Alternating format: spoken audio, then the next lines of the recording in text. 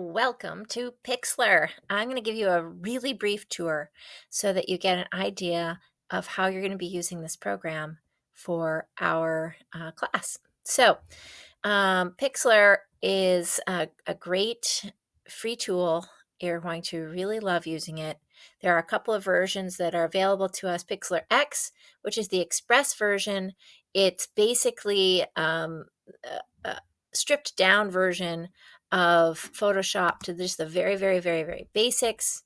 Um, so if we wanted to, we could take a look at this image here and the different tools that you can use.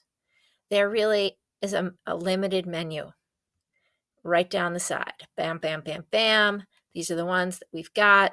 Not a lot of choices here for us to work with, but some really good ones. So I don't want to down it. It's pretty awesome, but it's definitely limited in comparison to Pixlr E. So I'm going to go back to Pixlr E.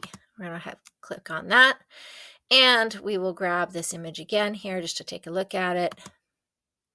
Now you're seeing probably twice as many options here on the left, as well as a whole bunch of options up on the top bar.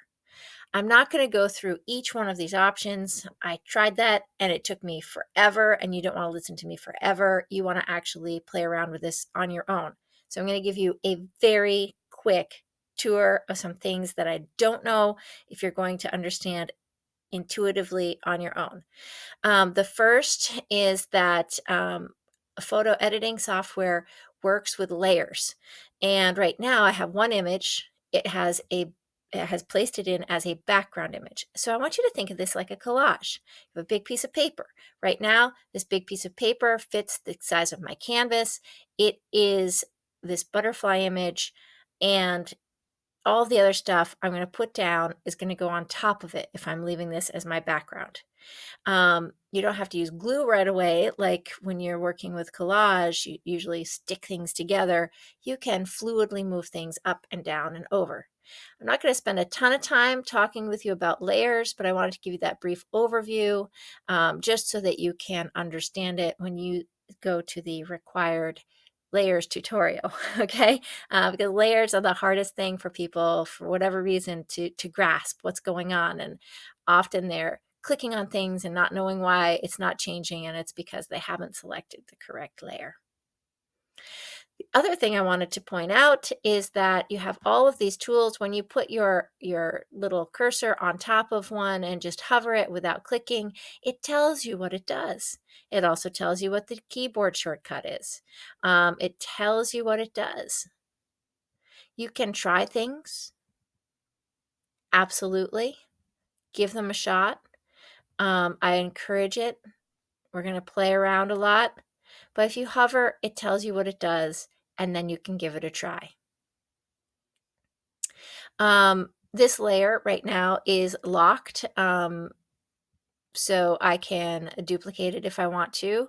I could unlock it if I want to. I can add new layers by coming up in here and actually saying I want a new layer. Or I can duplicate the layer up in here as well. So you can mess around with layers up in here. In addition, you have this whole menu at the tippity top. A couple of things that I really want to bring your attention to.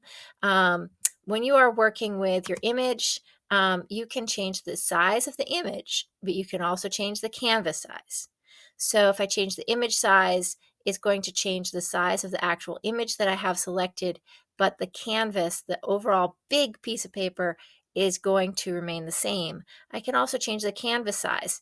So these are distinctly different things. For our first assignment, you are going to need to change the canvas size to 5 inches by 5 inches.